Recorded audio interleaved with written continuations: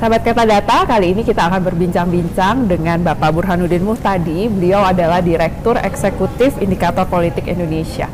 Halo Pak Burhanuddin. Halo, sore Teh. Selamat sore Pak. Sore. Terima kasih meluangkan waktunya. Tadi udah sesi yang seru banget di ID Kata Data 2023. Kali ini kita mau sedikit berbincang soal apa lagi ya Pak? Pilpres, pemilu 2024. Kalau tadi Pak Burhanuddin ngomong soal gimana milenial, Gen Z itu yang akan mendominasi pemilih di pemilu 2024 nanti. Nah, preferensi pemilih ini akan seperti apa nih Pak untuk menentukan pilihannya di Pilpres nanti? Pilpres terutama ya Pak? Ya, kalau kita lihat dari data survei terakhir ya yang kami lakukan bersama Indikator Politik Indonesia, dan itu terkonfirmasi oleh beberapa lembaga yang lain juga seperti Kompas, itu ada yang menarik. Pak Prabowo Subianto unggul di generasi Z, sementara di generasi milenial dia unggul meskipun lebih tipis ya unggulannya dibanding generasi milenial yang memilih Mas Ganjar. Jadi ini menarik buat saya karena bagaimanapun Pak Prabowo Subianto kan punya catatan di masa lalu. Betul. Tetapi justru unggul di generasi Z. Nah, mungkin ada beberapa tafsir mengapa Pak Prabowo Subianto itu relatif bisa menarik simpati, terutama dari kelompok generasi Z. Pertama, generasi Z itu kan lahir setelah Orde Baru. Betul. Jadi mereka tidak cukup terinformasi mengenai apa yang terjadi pada masa lalu. Yang kedua, jangan-jangan karakter seperti Pak Prabowo Subianto ini yang lebih diinginkan oleh generasi Z ya. Tegas, karakter yang patriotik, yang menggebu-gebu gitu ya. Dan saya tidak tahu persis, mungkin perlu studi lebih jauh berkaitan dengan preferensi generasi Z. Tetapi yang menarik, pemilu kan tidak hanya ditentukan oleh generasi Z. Masih ada banyak generasi, misalnya generasi X, ya baby boomers, maupun generasi milenial. Yang penting untuk kita lihat, dan sejauh ini memang tiga nama teratas masih mendominasi klasemen elektabilitas capres jelang 2024. Dan karenanya, karena tiga nama teratas ini relatif tipis bedanya, terutama peringkat pertama dan kedua itu statistically tight ya, neck to neck, kita tidak tahu persis siapa yang unggul, maka perlu untuk kita terus cermati selama beberapa bulan ke depan sebelum pemilu 2024. Menarik tadi Pak Burhanuddin ngomong bagaimana pemilih yang lebih muda justru lebih suka yang lebih tegas ya. Itu berbeda dengan karakter generasi Z itu sendiri ya Pak justru ya. Iya, saya sendiri belum berani menyimpulkan apa yang membuat Pak Prabowo unggul di generasi Z. Tetapi saya punya spekulasi, jangan-jangan karakter seperti Pak Prabowo seperti itu yang diinginkan oleh generasi Z.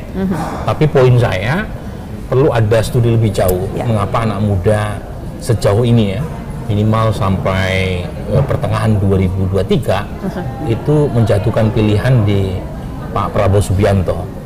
Memang kalau kita lihat data exit poll 2014-2019, Pak Prabowo juga agak unggul memang di kelompok anak muda meskipun tidak terlalu jauh dibanding Pak Jokowi.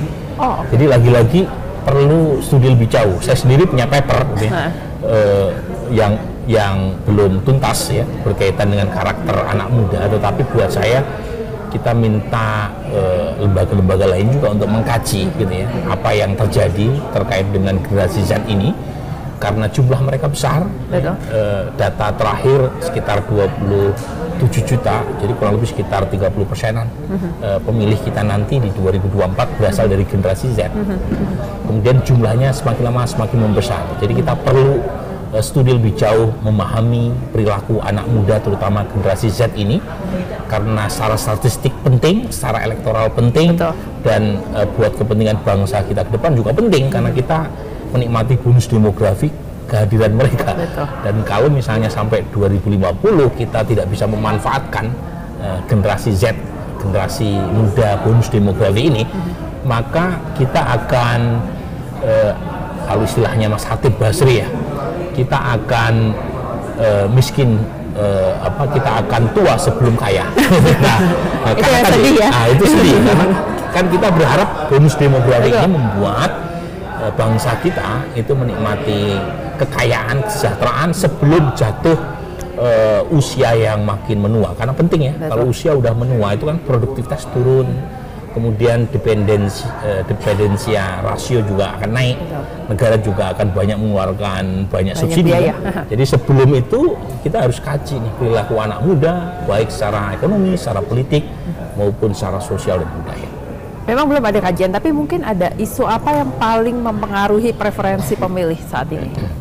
Nah, memang ada perbedaan kalau kita bandingkan antara populasi umum dengan khusus survei anak muda. Betul. Jadi kita punya survei populasi umum yang kita lakukan secara rutin, dan hasilnya masyarakat secara umum baik tua maupun muda itu top 3 berkaitan dengan isu-isu ekonomi yang dianggap penting ya diselesaikan oleh pemimpin nasional ke depan. Yang pertama, stabilitas harga. Itu menempati proporsi paling tinggi ya di mata populasi umum tadi. Yang kedua adalah menciptakan lapangan pekerjaan. Yang ketiga itu adalah mengurangi kemiskinan. Nah, yang lain pemberantasan korupsi, kemudian isu-isu lingkungan itu nomor 4 ke bawah ya. Tapi kalau kita tanya khusus di antara anak muda, jadi kita punya survei usia 17 tahun sampai 35 tahun. Jadi kita bedakan survei ini populasinya mencakup 2 generasi kan, generasi Z dan generasi milenial.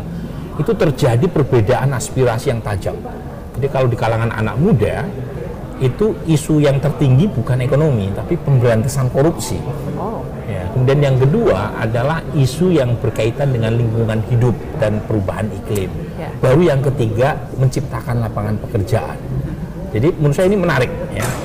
Artinya anak muda ini punya aspirasi, concern yang sangat berbeda dengan populasi secara umum. Yang umumnya kalau kita zoom in itu memang isu ekonomi lebih menarik buat generasi tua. Nah, betul. Pertanyaannya apakah anak muda ini tertarik dengan isu ekonomi karena mereka sudah tidak ada isu berkaitan dengan masalah ekonomi? Jangan-jangan mereka well educated, well income ya, atau jangan-jangan karena mereka masih tergantung sama orang tua sehingga urusan ekonomi semuanya masih kembali pada urusan tanggung jawab orang tua. Nah, itu yang perlu studi lebih jauh. Tetapi ada kaitan ketika kita bikin analisis korelasi, mereka anak muda yang cenderung independen secara ekonomi itu cenderung tidak terlalu memperdulikan apakah pemimpin nasional kepada partai saat ini. Over time kita punya pertanyaan berkaitan dengan 2 hal ya. Satu, party ID, kedekatan pemilih terhadap partai. Yang kedua adalah loyalitas pemilih dalam memilih partai. Nah, 2 indikator ini yang kita pakai untuk menjelaskan loyalitas pemilih terhadap partai, dan dua-duanya menunjukkan penurunan. Jadi yang pertama misalnya tingkat party ID kita itu drop over time. Kita punya survei tahun 99 itu party ID atau loyalitas atau kedekatan pemilih terhadap partai itu 80-an%. Awal reformasi. Waktu itu kan sistem pemilunya masih proporsional tertutup ya. Kemudian trennya turun terus, 2004 tinggal 54% orang memilih yang dekat dengan partai. Nah, sejak kita memakai proporsional terbuka, artinya pemilih boleh memilih caleg secara langsung, itu tahun 2009 MK memutuskan kita pakai open list ya, proportional system, itu tingkat kedekatan terhadap pemilih partai ID tadi drop terus, bahkan terakhir tinggal 12%. Nah, ini artinya pemilih itu mudah pindah ke lain hati, termasuk loyalitas pemilih tadi. Jadi loyalitas pemilih itu kita ukur dengan pertanyaan, apakah ibu bapak memilih partai yang sama dibanding pemilu sebelumnya. Itu juga terjadi perubahan loyalitas pemilih yang tajam antar pemilu. Jadi itu menegaskan bahwa memang pemilih itu makin lama makin tidak dekat, tidak loyal dengan partai. Itu ada 2 penjelasan. Pertama, kalau kita baca secara positif, secara optimistik, ini kabar baik. Kabar baik buat partai maupun caleg untuk menunjukkan bahwa mereka bisa dipercaya oleh publik. Caranya ya harus kerja yang benar dong. Betul. Ya, kenapa misalnya party ID menurun? Karena partai selama ini kurang perform, ya, terlalu banyak isu korupsi dan seterusnya. Jadi ini insentif buat partai untuk menunjukkan bahwa mereka mampu mendekati pemilih dengan kerja-kerja teknokratik dan kerja-kerja kepartaian yang baik. Tetapi kalau kita baca secara pesimis, itu juga bisa seperti pisau bermata dua. Kalau misalnya loyalitas pemilih terhadap partai terlalu rendah, itu fluktuasi suara menjadi sangat tajam. Jadi terjadi gempa elektoral gitu ya, yang membuat partai A awalnya menang tiba-tiba turun tajam, atau partai B yang awalnya underdog tiba-tiba naik. Jadi menjadi sangat volatile sistem kepartian kita. Gak ada yang selamat, gak ada yang berada di tempat yang aman kalau bisa dibilang jadi gitu tidak ada yang bisa nyaman ya dengan kondisi seperti ini. Jadi mereka harus kerja. Ya. Dan menurut saya salah satunya harus meningkatkan kedekatan pemilih terhadap partai, karena kalau terlalu rendah juga nggak bagus. Jadi kita perlu orang yang memilih atau orang yang dekat dengan partai itu kisaran 40-50%, sehingga dinamika pemilih tidak terlalu frontal, tidak terlalu fluktuatif ya, untuk menjaga tadi. Karena kalau terlalu rendah itu juga memicu semacam alienasi pemilih terhadap partai, memicu apatisme politik, dan itu membuat ongkos politik juga mahal, karena tadi mereka harus mengajak pemilih dengan cara-cara mobilisasi yang pakai uang kan? Betul. Kalau misalnya loyalitas pemilihnya terlalu rendah.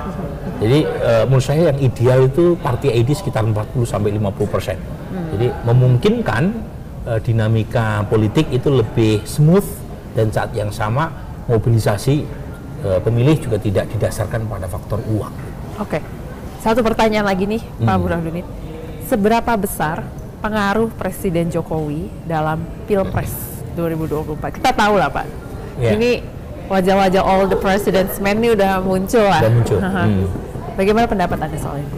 Ya, memang kalau kita lihat data, Presiden Jokowi jelang 2024 ini menjadi faktor yang menentukan.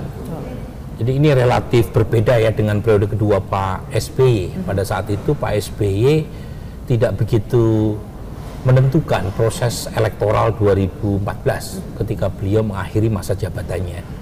Nah, penjelasannya terutama pada faktor popularitas atau approval rating. Nah, approval rating Pak SBY periode kedua itu rata-rata 50-an%, drop cukup jauh dibanding awal ketika beliau terpilih di putaran di periode keduanya. Jadi awalnya 85%, kemudian ada isu korupsi yang melibatkan elit partainya, kemudian approval rating yang top, termasuk kasus Senturi. Akhirnya approval rating yang rendah membuat dirinya tidak bisa menjadi kingmaker, ya. Karena banyak pihak yang menjaga jarak dengan presiden yang dianggap lemdak. Nah, untuk Pak Jokowi itu approval ratingnya justru lebih tinggi di periode kedua ketimbang periode pertama. Betul. Jadi ini yang kemudian membuat Pak Jokowi menjadi kingmaker. Betul. Ya, jadi, dan saya terus terang mengkritik juga aura jelang 2024 itu menjadi sangat gimmick gitu ya, menjadi sangat apa namanya istilahnya itu, menjadi karitatif ya, trivial. Jadi orang bicara tentang blessingnya Pak Jokowi. Jadi terutama Pak Prabowo dengan Mas Ganjar itu seolah-olah jualan paling dekat dengan Presiden Jokowi. Iya. Nah, ini yang membuat kita jadi kehilangan kesempatan untuk melihat tawaran programatik. Itu yang kita nggak lihat. Ya, kita nggak lihat. Visi mereka tuh apa gitu. Jadi sementara yang kubu Mas Anies juga jualan perubahan tanpa memerinci apa saja yang mau dirubah. Gitu. Jadi ini yang tapi lagi-lagi kalau kita bicara secara politis memang Pak Jokowi sangat menentukan ya. Beliau disebut oleh para ahli terutama dari luar negeri sebagai the most powerful president in post-Soeharto era.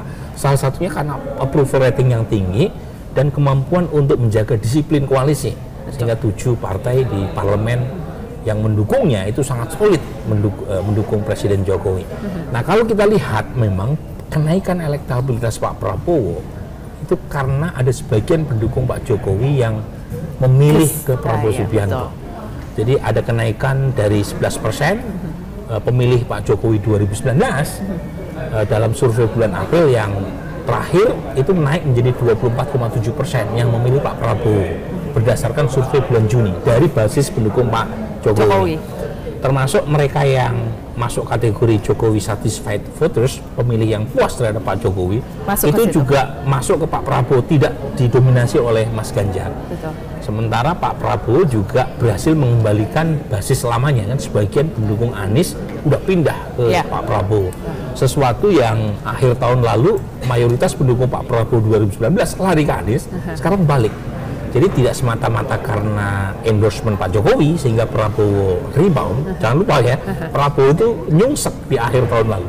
Tapi sekarang justru punya kans besar untuk menang karena dua jalur tadi. Jalur pendukung Pak Jokowi yang mulai melirik ke Prabowo, yang kedua adalah basis Prabowo sendiri yang mulai pulih sehingga meninggalkan Anies Baswedan yang sebelumnya sempat mendominasi pangsa pasar pemilih Pak Prabowo di pemilu yang lalu.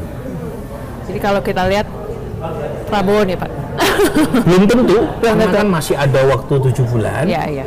Kan Besti tadi Pak beda sangat tipis itu. Memang kalau banyak nama bedanya tipis, termasuk ketika dikerucutkan ke 3 nama kan. Ya, 3 nama. Hasil akhir survei saya 38% ya, kemudian buat Prabowo, kemudian Ganjar sekitar 35%. Ya. Tetapi jangan lupa kalau tidak ada yang mencapai 50% kan, otomatis masuk putaran kedua. Betul. Nah di sini Prabowo Subianto diuntungkan. Kalau misalnya Anies tidak masuk putaran kedua, basis pemilih Anies itu lebih banyak lari ke Prabowo Subianto. Betul. Jadi kalau head to head, Prabowo sekarang unggul baik melawan Ganjar maupun melawan Anies. Tapi lagi-lagi waktu masih 7 bulan. Artinya kita tidak tahu apakah Pak Prabowo mampu menjaga performa elektoralnya secara baik atau tidak. Itu jangan-jangan ada blunder yang dilakukan oleh Prabowo Subianto. Itu bisa aja terjadi. Bisa terjadi, persis kayak blunder yang dilakukan oleh Mas Ganjar ketika menolak Piala Dunia U20 karena kehadiran Israel. Dan itu yang membuat awalnya basis Pak Jokowi lari ke Pak Prabowo itu. Jadi kita tidak. Padahal itu dari arahan. Jadi serta yang menarik adalah basis pendukung Pak Jokowi maupun pendukung Mas Ganjar pada dasarnya tidak mempersoalkan Israel. Betul.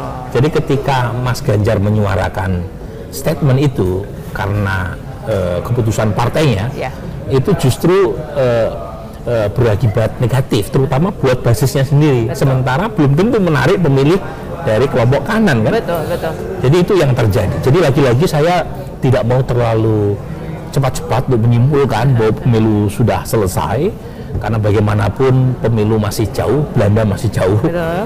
Dan bisa jadi Mas Anies juga menciptakan kejutan, dan karena elektabilitas capres juga ditentukan oleh popularitas Pak Jokowi. Kalau popularitas Pak Jokowi masih tinggi, memang itu kabar baik buat Ganjar dan Prabowo Subianto. Tapi kalau popularitas Pak Jokowi drop, itu akan menjadi angin segar buat Mas Anies. Jadi 7 bulan ke depan bukan hanya kerja 3 capres yang menentukan, tapi juga persepsi publik terhadap kinerja Pak Jokowi juga akan mempengaruhi pilihan para pemilih terhadap peta capres 2024. Oke, terima kasih banyak Pak Burhanuddin. Makasih. Sahabat Kata Data, terima kasih. Tadi adalah wawancara kami bersama Pak Burhanuddin Muhtadi.